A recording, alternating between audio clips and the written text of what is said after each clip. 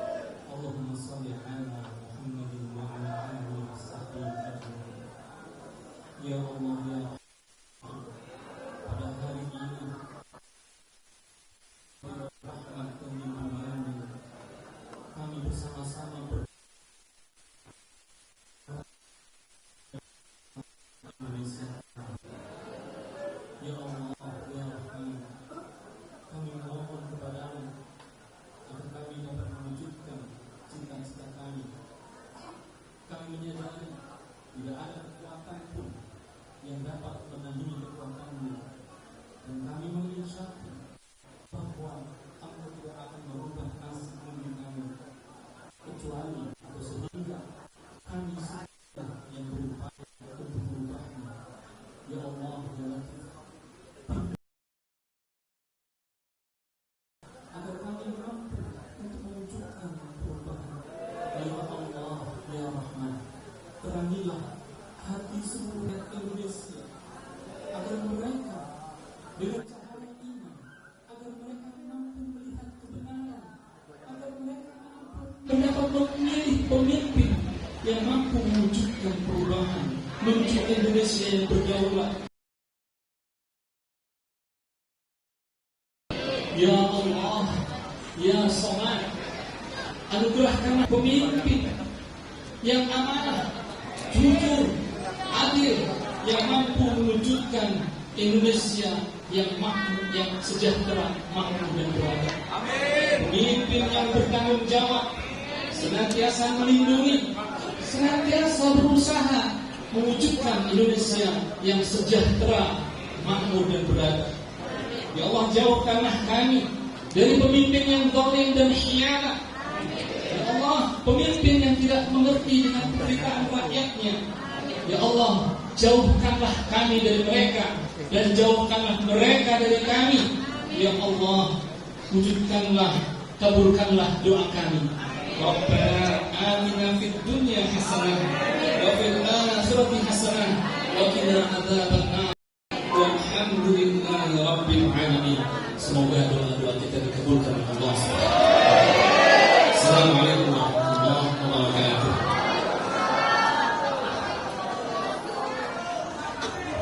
Terima kasih kami ucapkan kepada Pak Furqon dan Ibu Rasina. Selanjutnya kita akan mendengarkan sambutan dari Presiden PKS, Bapak Ahmad Syaihu. Kepada Pak Syaihu, kami persilakan.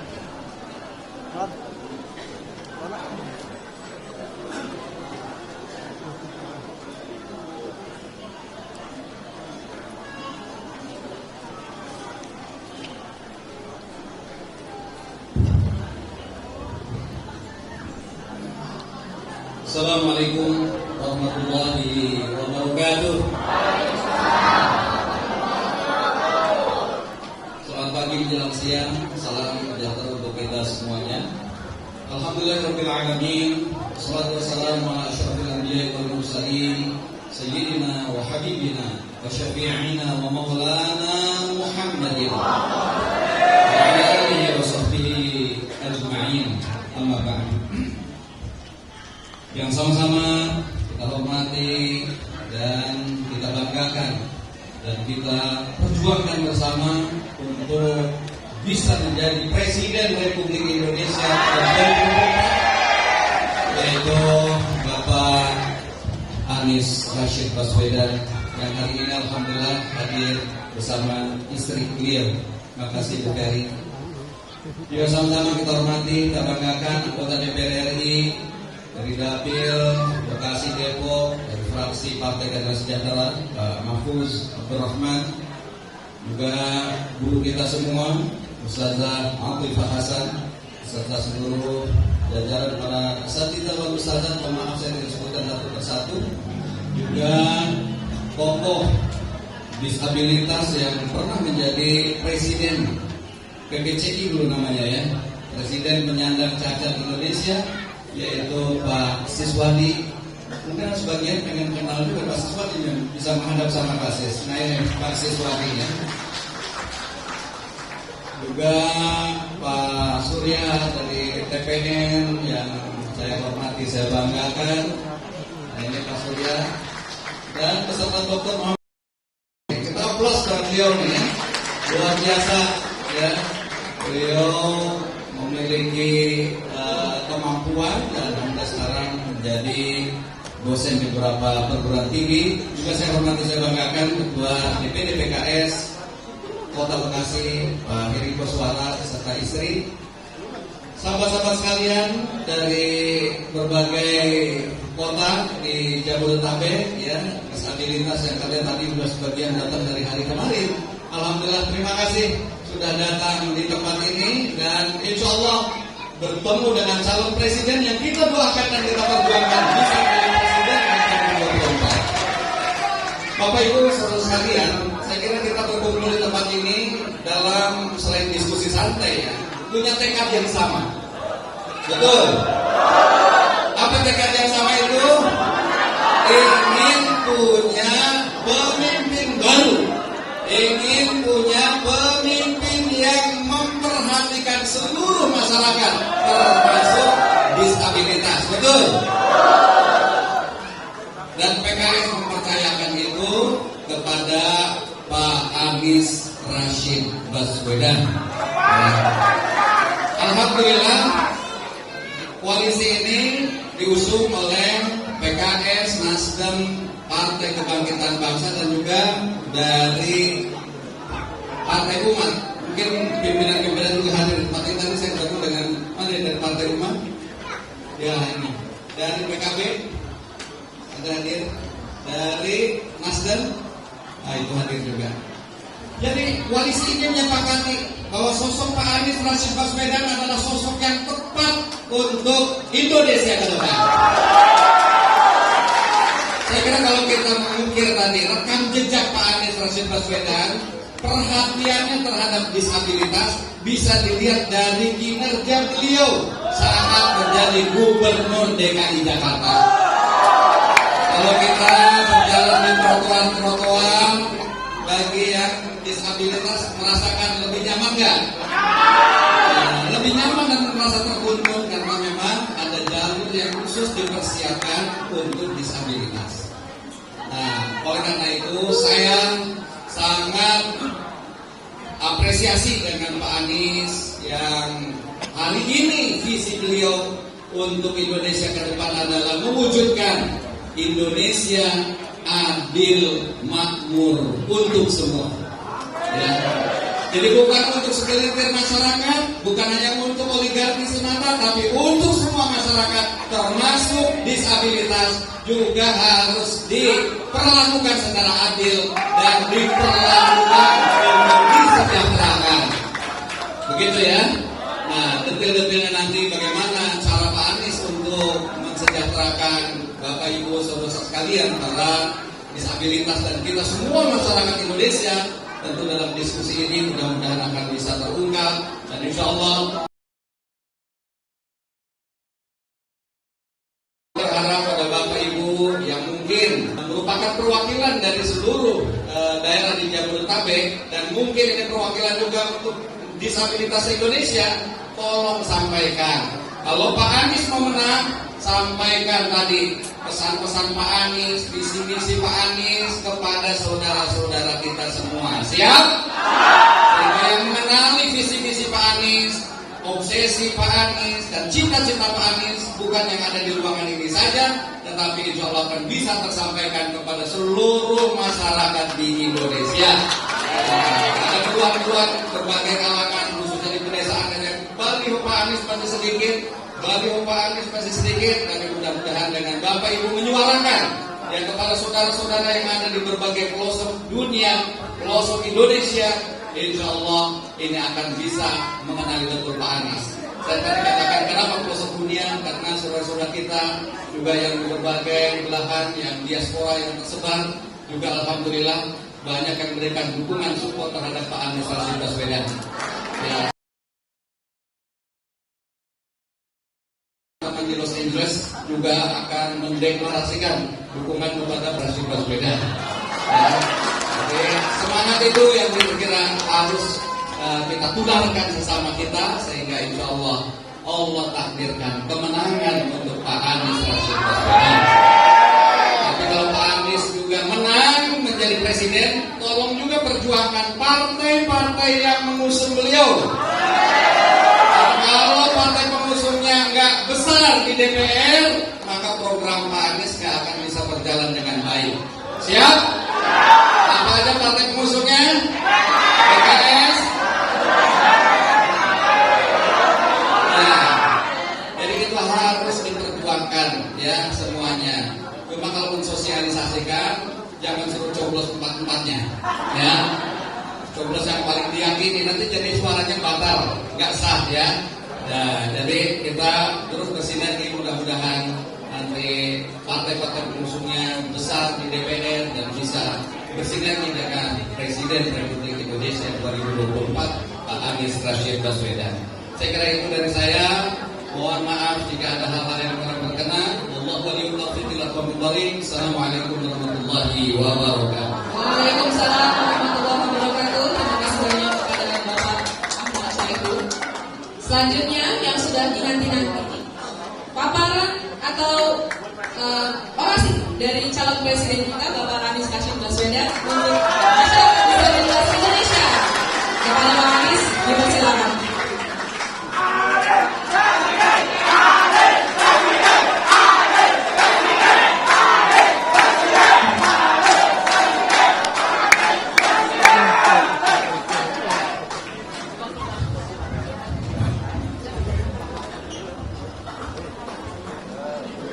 Assalamualaikum warahmatullahi wabarakatuh.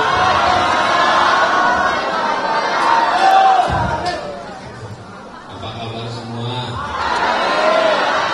Kelihatannya ruangan ini penuh dengan semangat hari ini. Ya, betul ya. Tepuk tangan sekali lagi buat semuanya.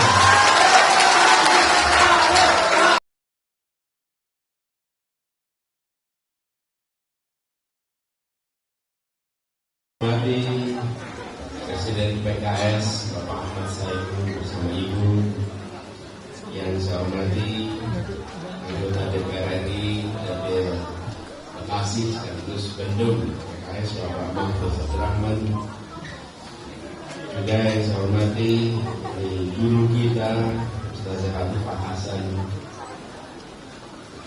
yang saya hormati juga Bapak Siswadi Abdurrahim, Ketua Dewan Pembina dan Penasihat Persatuan Penyandang Disabilitas Indonesia. Bersama kami juga hadir ini Pak Surya Chandra dari Timnas Bidang Meliputi Disabilitas. Lalu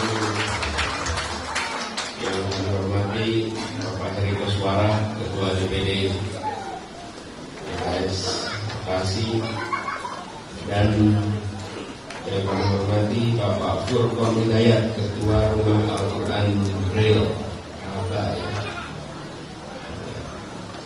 Rumah Al-Quran Braille sekaligus koordinator netra, dan yang saya hormati juga Bapak Dr. Muhammad Fauzi di depan sini.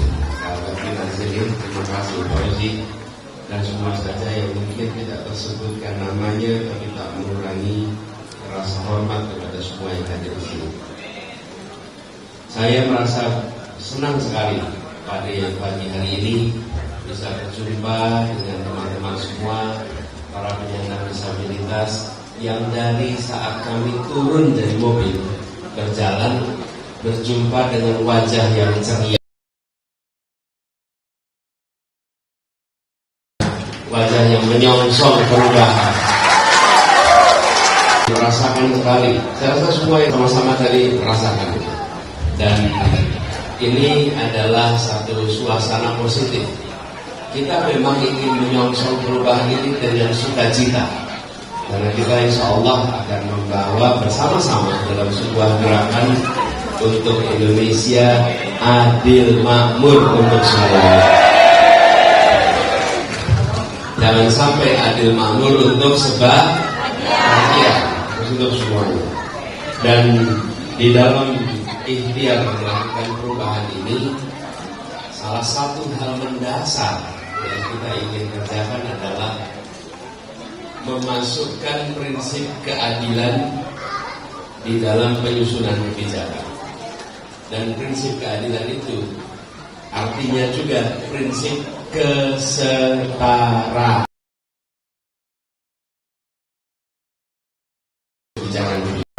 Itu yang dibutuhkan oleh para penyandang disabilitas di seluruh Indonesia.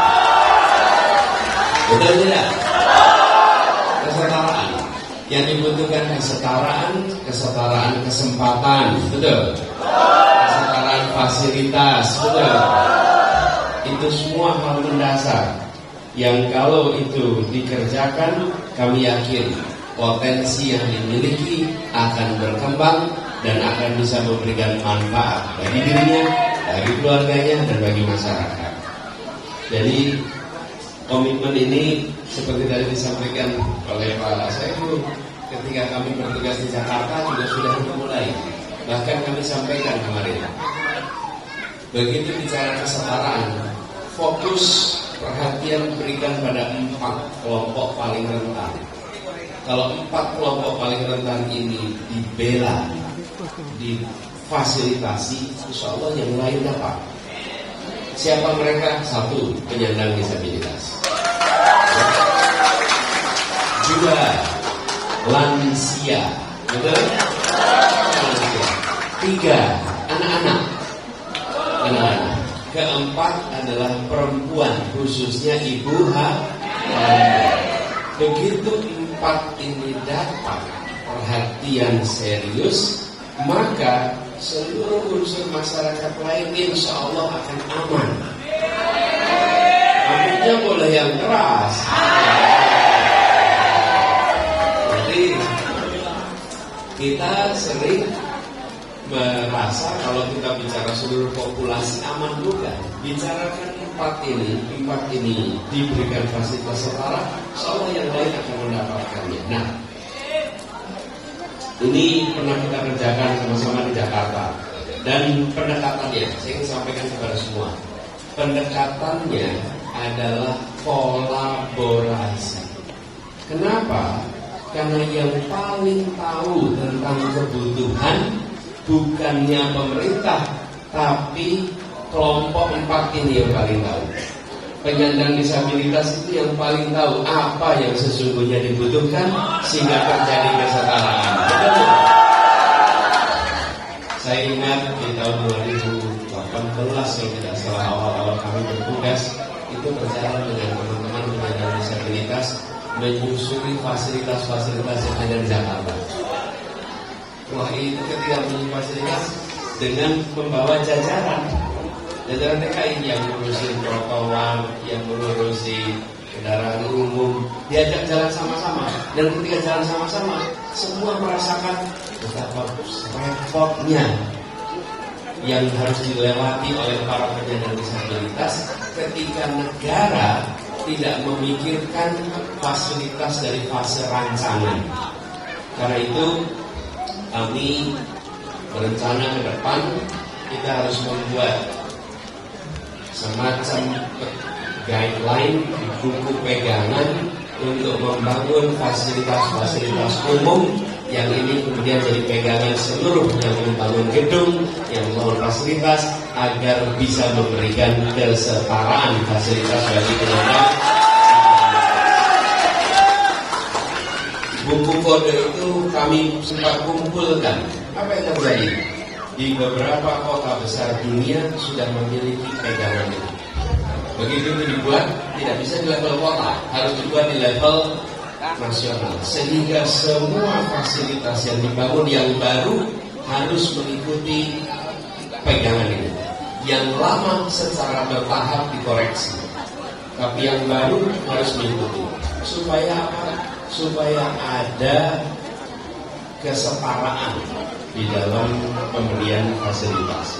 Nah, ini bagian-bagian nanti harus melibatkan teman-teman penyandang disabilitas. Lalu kami masalahnya adalah teman-teman ini membutuhkan kesetaraan kesempatan kerja. Betul tidak? Salah satu yang paling merepotkan adalah mencari pekerjaan. Karena itu kalau kemarin di Jakarta kami sudah langsung mulai. Setiap rekrutmen pegawai di DKI Jakarta minimal 1% untuk penyandang disabilitas. Minimal 1%. Dan dengan minimal 1% itu maka kerja dan ketika mereka bekerja harus mendapatkan fasilitas sesuai dengan kebutuhannya. Bahkan bukan hanya terkait perkantoran, Ibu sekalian, ada hal yang unik di Jakarta. Jakarta itu ada kebijakan ganjil genap untuk kendaraan bermotor. Ingat ya? Nah,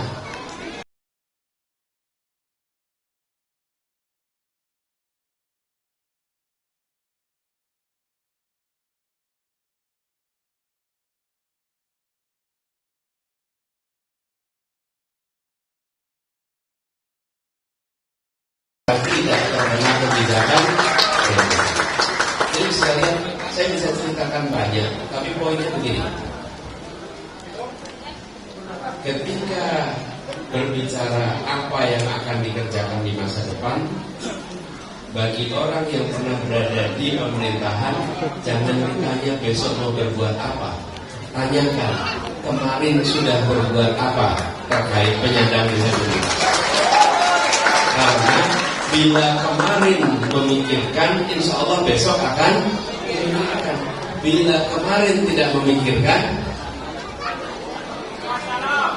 besok belum tentu akan.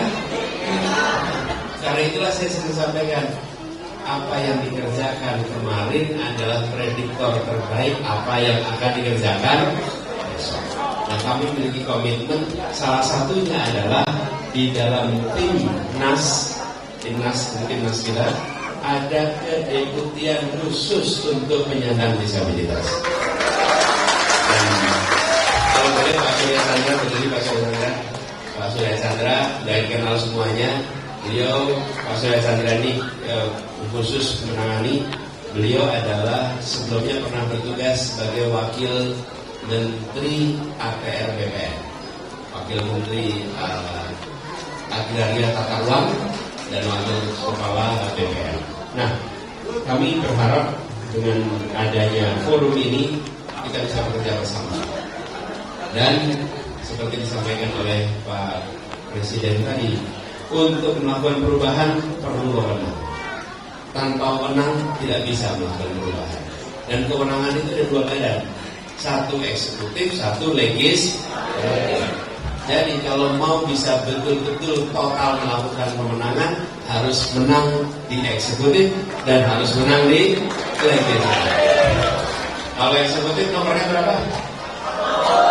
Nomornya berapa? Tangannya atas. Berapa nomornya? Berapa nomornya? Namanya siapa? Jangan amin. Namanya wakilnya bukan amin, bukan amin. Nanti kalau kita bilang amin itu pada nyari di kertas suara. Si amin itu ada. Namanya Anies, wakilnya singkatannya nomornya berapa? Atas. Partainya apa?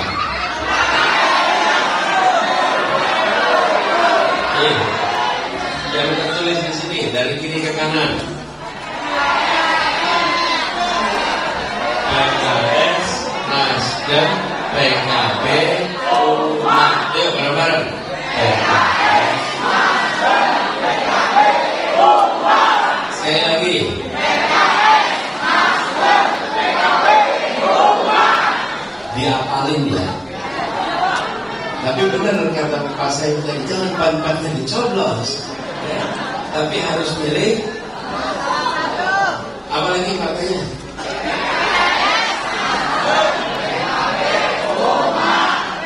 Jadi dengan begitu insya Allah kewenangan bisa dimiliki dan perubahan bisa dilaksanakan. Teman-teman penyandang disabilitas yang saya hormati, saya ingin sampaikan rasa hormat kepada teman-teman semua yang telah memilih menjadi bagian dari gerakan perubahan ini. Kita tidak mungkin melakukan perubahan tanpa kita mengikhtiarkan. Karena itu saya mengajak kepada semua teman-teman para penyandang disabilitas, jangkau semua, kirimkan pesan bahwa kami serius untuk melakukan perubahan, kami serius tentang soal kesetaraan, dan ini membutuhkan dukungan dari semua. Siap berjuang bersama? Siap menjangkau semua? Siap untuk jangkau tetangga? Jangkau semuanya. Karena ini tidak bisa terjadi kalau kita hanya duduk diam. Betul? Jangkau semua. Insya Allah nanti kita bisa dorong perubahan. Ya. Demikian sambutan dari kami. Terima kasih. Assalamualaikum warahmatullahi wabarakatuh.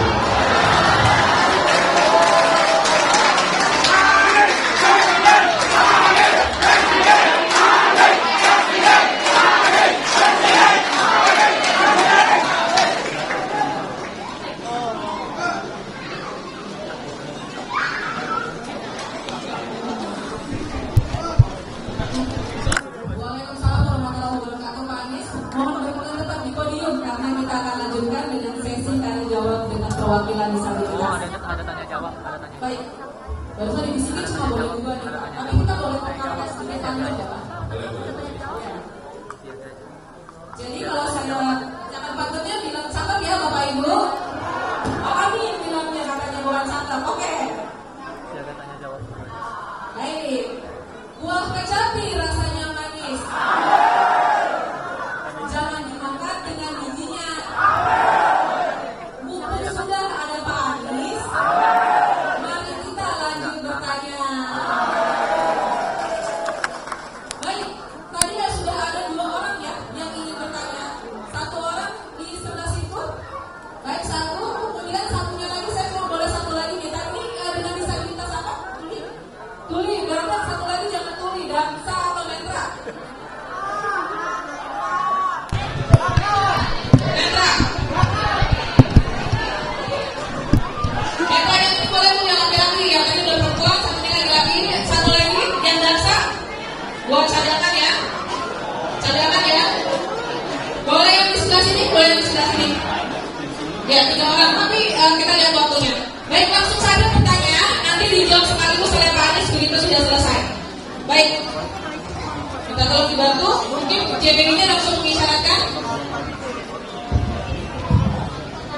Dari yang netra dulu, tuli dulu, pergi dulu.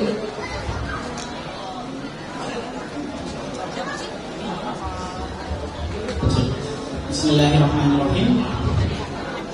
Assalamualaikum warahmatullahi wabarakatuh.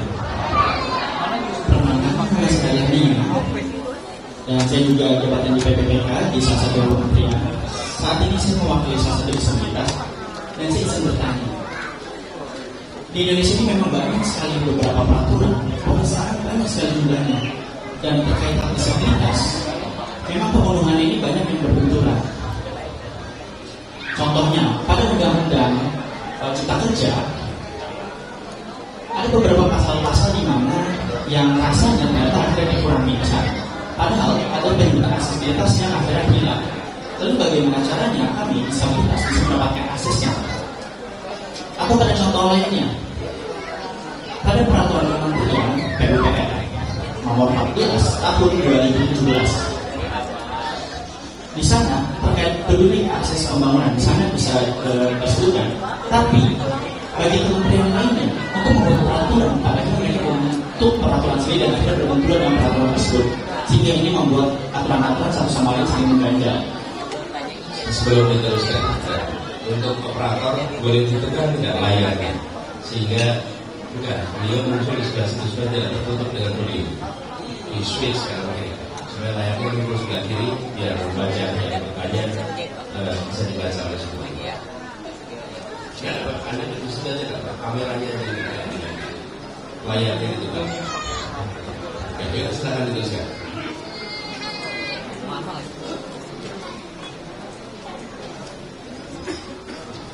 Nah, sementara pada program SDGs, kita memang fokus pada pembangunan berkelanjutan sementara target pada tahun 2030, dan kita lihat jika dibandingkan dengan perwakilan dari tiap peraturan berbenturan ini, bagaimana tanggapan dari Bapak Anies Baswedan terkait peraturan yang sangat berbenturan, sementara satu ini Bapak berbenturan juga dengan target pembangunan berkelanjutan tadi.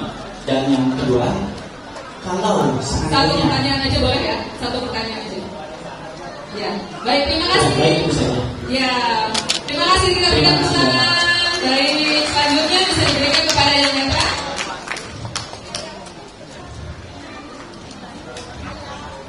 Ya, langsung bertanya satu pertanyaan singkat ya. Siap. Jadi tidak ada pertanyaan baik dan buruk. Yang ada panjang atau pendek. Langsung saja ya, Pak Anies. Assalamualaikum warahmatullahi wabarakatuh. Salam sejahtera untuk kita semua. Saya Pak Dulu. Ada poin yang mungkin menjadi catatan ketika sektor formal kesempatan kerja itu tidak diberikan kepada netra. Nah, di sini mayoritas netra itu banyak yang bekerjanya massas. Kemudian pedagang yang itu dagang UMKM. Nah, sejauh mana Bapak nanti melindungi dengan pasal 11 Undang-Undang Nomor 8 2016 mengenai perlindungan kewirausahaan dan juga penjaminan bagaimana si simpan pinjam koperasi yang akan dilakukan apabila Bapak akan terpilih menjadi presiden. Saya kira banyak kebijakan program yang ada itu menjadi asal Bapak senang laporannya. Nah, sejauh mana Bapak untuk mengawasi agar program ini dapat berjalan dan UMKM untuk bisa bersejahtera besar kawasan kita. Terima kasih. Ada usulan tidak? Bapak punya usulan? Oh ya, Menteri Pariwisata dan Ekonomi Kreatif ini kan banyak melontarkan juga ide-ide dan lain-lain. Seperti misalkan barista ini coba yang total ataupun low vision ini diakomodir. Kemudian masa pijat ini coba disentralkan seperti ada sentral. Pusat sampai daerah terkoordinir sampai oleh pemerintah. Dan persaingan usaha terhadap yang disabilitas bisa berjalan. Itu Pak. Terima kasih. Terima kasih. Katanya sudah ada satu lagi Pak Gufroni ya tadi ya. Pak Gufroni. Pak Gufroni. Pak Gufroni. Ya.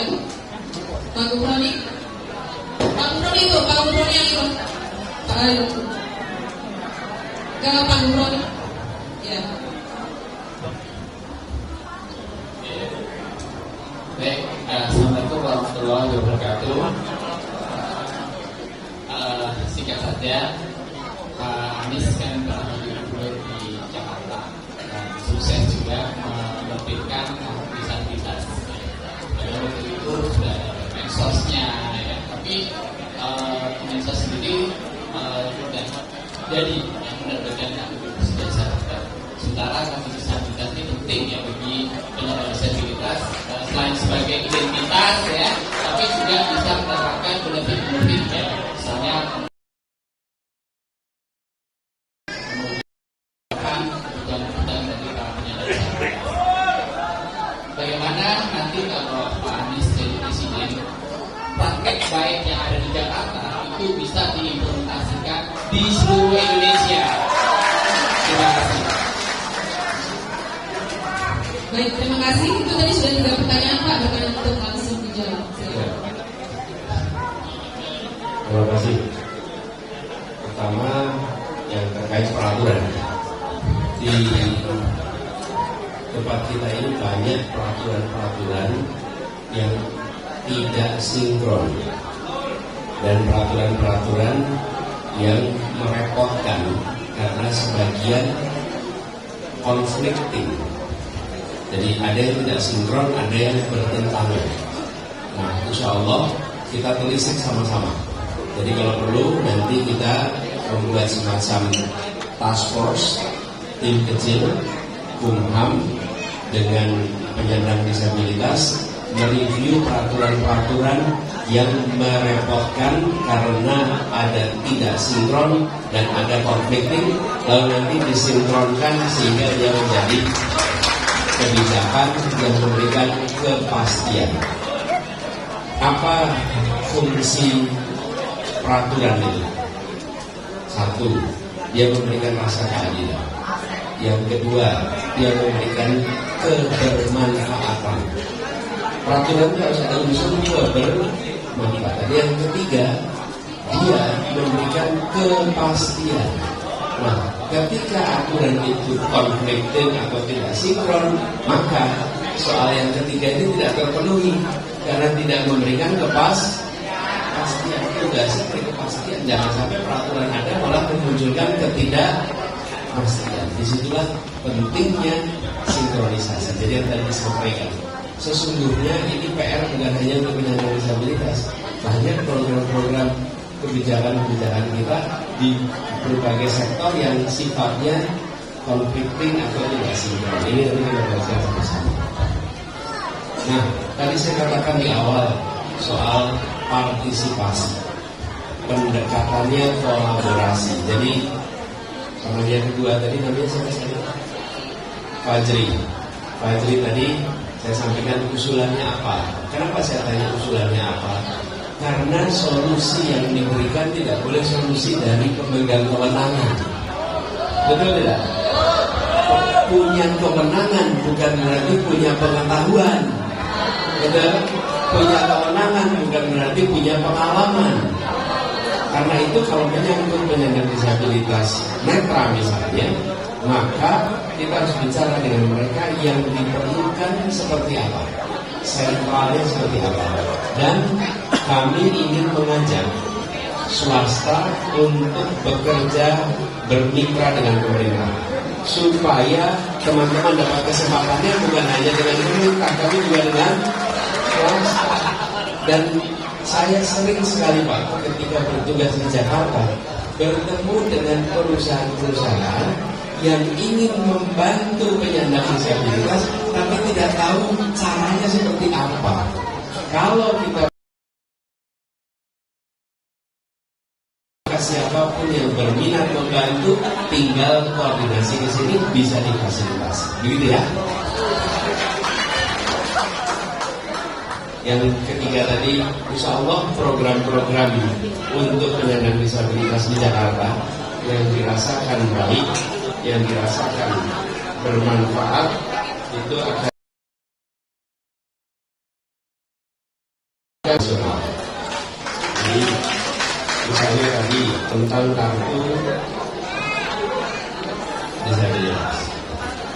Kartu disabilitas ini namanya KPDJ, kartu penyandang disabilitas, yang ada bantuan tunai, ada subsidi pangan, dan kartu itu membuat mereka bisa mengakses transportasi umum secara gratis. Jadi ini sesuatu yang insya Allah kita ingin kerjakan di tingkat nasional. Kemudian alat bantu bagi penyandang disabilitas. Alat bantu inilah kenapa kemitraan dengan swasta itu penting, karena banyak juga yang mau terlibat di sini. Dan kemudian tempat tinggal, program-program perumahan yang ramah dengan disabilitas.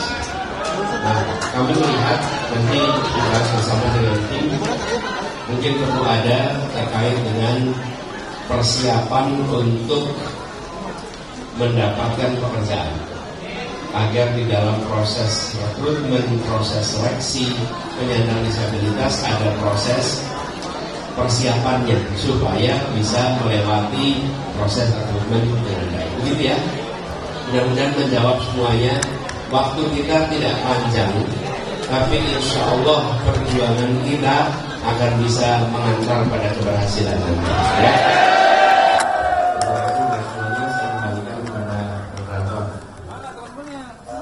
Terima kasih tepuk tangan buat semuanya.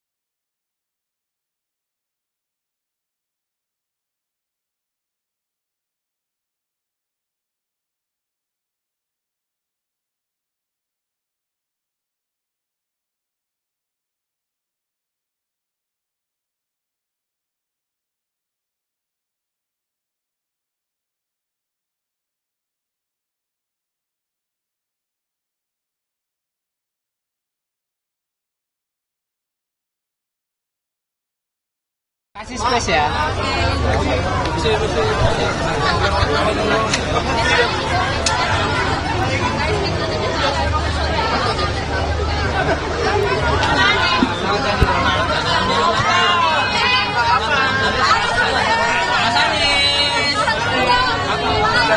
Oke. Dorong. Mas Anies jatuh. Tarik. Dorong. Dorong kamera kanan. Duduk aja. Oke, siap.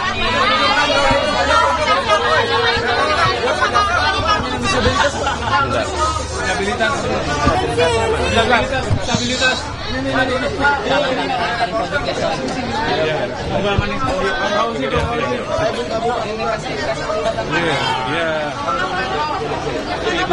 Ya. Ini hati-hati. Ada lagi. Bang, ya pakai topi. Misalnya pertanyaannya siapa tadi yang diserahkan Boleh.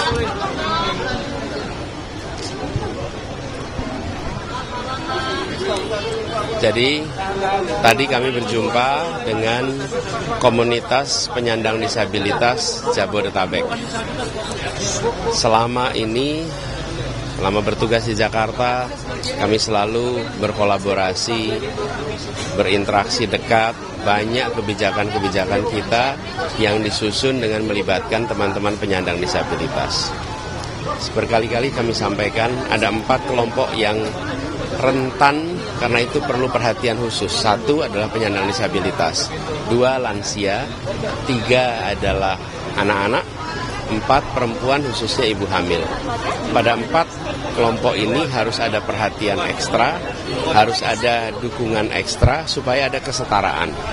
Nah, khusus pada penyandang disabilitas, dalam diskusi tadi mereka menyampaikan agar kebijakan-kebijakan yang dikerjakan di Jakarta supaya ditingkatkan ke tingkat nasional karena mereka merasakan manfaatnya. Misalnya KPDJ, Kartu Penyandang Disabilitas Jakarta. Dengan kartu itu mereka bisa naik kendaraan umum secara gratis. Kemudian mereka mendapatkan bantuan subsidi pangan.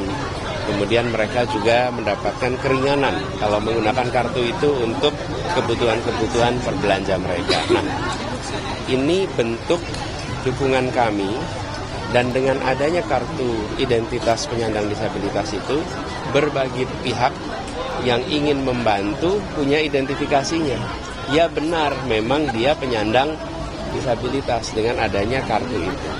Nah, insya Allah ini menjadi salah satu program yang kita ingin tingkatkan supaya yang merasakan manfaatnya bukan hanya warga Jakarta, tapi juga penyandang disabilitas di berbagai wilayah Indonesia.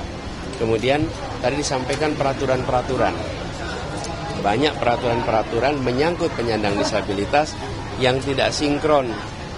Karena tidak sinkron, bahkan conflicting, akhirnya mereka merasakan kerepotan.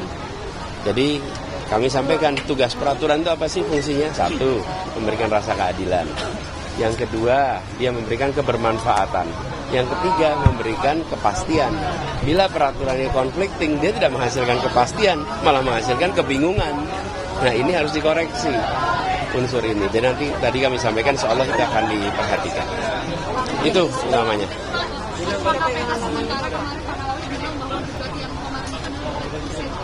Berniat ingin mengundang 3 calon.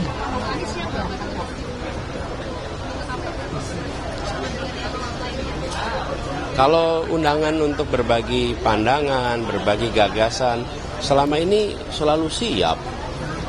Boleh dicek aja, ada undangan yang kita nggak datang, selalu datang. Apalagi kalau yang mengundang adalah KPK.